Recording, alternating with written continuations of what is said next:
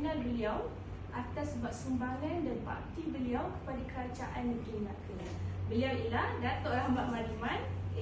Assalamualaikum warahmatullahi wabarakatuh dan salam sejahtera. Salam Melaka maju jaya, rakyat bahagia, mengambil dunia, bijak laksana tuah, berani laksana jebat, dan salam Melaka sayang rakyat, salam Malaysia badan.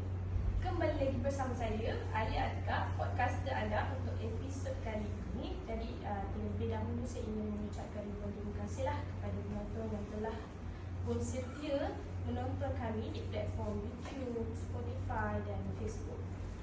Jadi sebelum kita memulakan episod kita pada hari ini, saya nak mengalu-alukan juga kepada anda untuk dapatkan merchandise eksklusif podcast kami.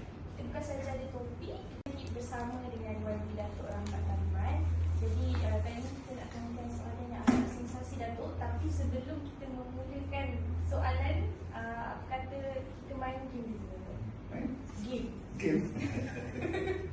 Santai-santai je. Game ni Datuk saya hanya memberi ayat dan Datuk hanya kita sambung je ayat ni. Tak ada jawapan dia, tak ada betul, tak ada salah, dan Datuk hanya boleh jawab dengan jujur dan random. Okey. Saya cuba. Soalan pertama, bila sebut air molek, perkara pertama yang muncul di fikiran saya ialah air molek kampung kita. Cantik. Soalan kedua, Melaka bagi saya bukan sekadar sebuah negeri tetapi merupakan sebuah tamadun. Tamadun kesedaran Melaka sehinggalah sekarang. Soalan ketiga, jika saya bukan ahli politik, mungkin hari ini saya seorang peniaga. Peniaga apa tu Datuk? Pelbagai peniaga. Yang keempat, perkara paling mencabar sebagai pemimpin adalah menangani masalah. Ada yang berpuas hati, ada yang tidak berpuas. Tapi banyak masalah kita selesaikan kadang-kadang yang menjadi kecabaran. Jadi terasa juga kadang-kadang ke hati kita berusaha sehari baik segala masalah. Tapi yang berterima kasih itu tak banyak. Itulah hakikat. Tapi kita ada dia bertanggungjawab. Kan? Yang baik Datuk. Okey, dan soalan yang terakhir untuk game segmen ni, saya paling seronok apabila bekerja sebagai wakil rakyat dan sebagai exco kerajaan negeri Melaka. Kerana kerja saya ni tak berhenti. Siang, malam, pagi, petang, Sabtu, Minggu tak berhenti. Tapi saya selesa mengerjakan. Dan apatah lagi kalau setiap kerjaan dapat menyelesaikan masalah. Sebab kerja sebagai exco dan wakil rakyat adalah penyelesai masalah. Setiap hari ada masalah, tak ada berhenti masalah. Okay. Kalau dia sakit buah pinggang, kena dialisis. 1 minggu 3 kali, 1 bulan berapa kali itu? Dan 12 kali, berapa kos dia tu? 2 ke 3 ribu ringgit. Nak ambil duit dekat mana?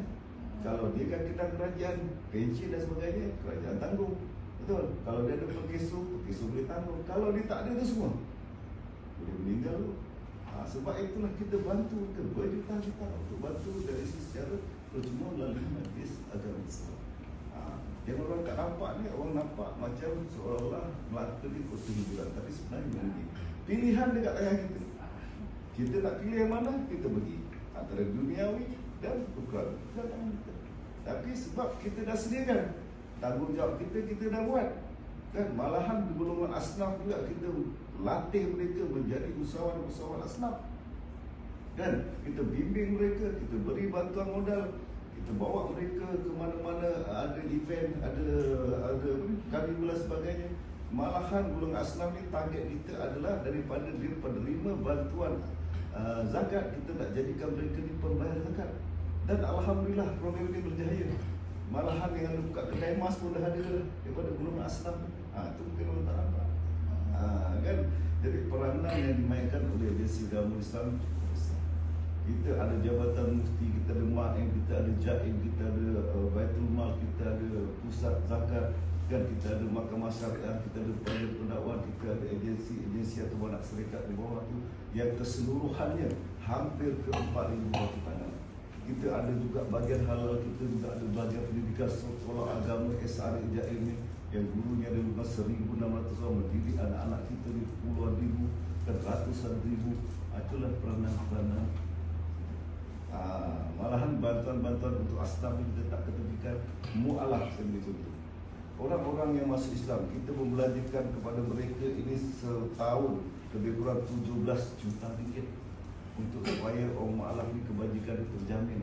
Dan dari segi pendapatan, kalau tidak ada anak-anak mereka ni semua, kan kita bantu mereka ni semua. Begitulah peranan kita ni. Cukup besar. Sebenarnya peranan kita dari Asia Islam ni memang besar, dan untuk kebaikan, kebajikan orang-orang Islam. Terserah kepada rakyat nak memilih yang kita dah siapkan, kita dah sediakan. Dan malahan kita ada masjid-masjid, kita ada surau-surau di mana-mana pelosok negeri Melaka ni ada. Saya bagi contoh pembinaan masjid contohnya. Kita membina masjid dengan kebenaran kita, mohon buat masjid, kita izinkan buat masjid. Kalau tempat tu memang tak ada masjid, kekurangan ruang untuk mereka solat, kita benarkan. Kita bantu pembinaan masjid itu juga. Kita buat satu dasar 70, 20, 10, 70 daripada kajian pusat dana ni, 20 daripada kajian negeri, 10 daripada dana ahli-ahli karya. Kita pantau masjid, bila masjid itu dah siap, kita beri pada satu. Kita beri pada orang kampung. Kita serahkan kepada jawatan kuasa masjid untuk menguruskannya. Kan pendapatan daripada masjid itu, daripada solat Jumaat dan sebagainya, atau daripada tanah wakaf yang mereka ada, daripada pendapatan daripada menara-menara telefon yang letak kami untuk mereka. Dan malahan kalau kerosakan berlaku dekat masjid itu, kita belanja